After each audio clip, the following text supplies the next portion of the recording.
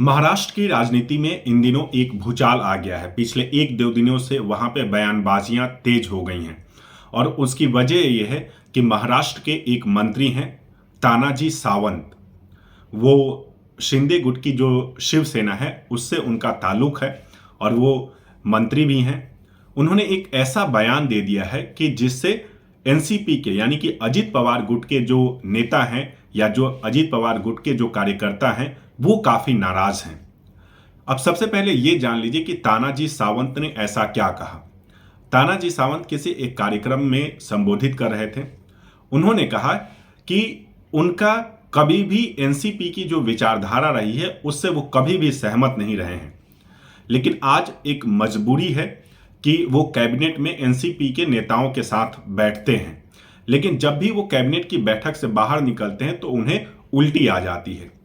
अब तानाजी सावंत के इसी बयान से जो अजित गुट के जो कार्यकर्ता हैं वो काफी नाराज हैं। अब अजित गुट की जो एनसीपी है उसके एक प्रवक्ता हैं उमेश पाटिल, ये मुख्य प्रवक्ता हैं पार्टी के। उन्होंने बयान दिया। उन्होंने कहा कि मेरी पार्टी के जो नेता यानी कि अजित पवार हैं या जो उनके और भी पार्टी के जो नेता मंत्री हैं वो इतने कमजोर नहीं हैं कि तानाजी सावंत जैसे लोग कुछ भी बोल दें और हम उसको बर्दाश्त करते रहें। उमेश पाटिल ने कहा कि सीएम शिंदे जो हैं वो या तो तानाजी सावंत को पार्टी से निकाल दें या फिर वो लोग खुद सरकार से निकल जाएंगे, क्योंकि ऐसी परिस्थिति में, ऐसे माहौल में वहां रहने का अब कोई मतलब नहीं है।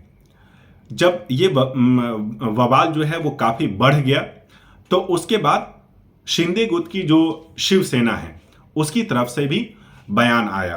तो उसके एक प्रवक्ता हैं शंभुराज देसाई, वो सामने आए। उन्होंने तानाजी सावंत के बयान को निजी बयान बताया। उन्होंने कहा कि इससे पार्टी का कोई लेना देना नहीं है, ये तानाजी सावंत का निजी बयान है। साथ ही उन्होंने ये भी कहा कि जो खबरें आ रही हैं कि महायुति में जो मतभेद की बात है ये बिल्कुल गलत है। किसी एक मंत्री के बोल देने से महायुति में कोई मतभेद नहीं है, सब लोग मिलकर अच्छे से काम कर रहे हैं। CM Shinde, deputy CM Devendra Fadnavis और जो महाराष्ट्र के दूसरे जो डिप्टी सीएम हैं अजित पवार, उनके नेतृत्व में महायुति अच्छे से काम कर रही है और जो आने वाला जो विधानसभा चुनाव है उसमें महायुति अच्छा प्रदर्शन करेगी।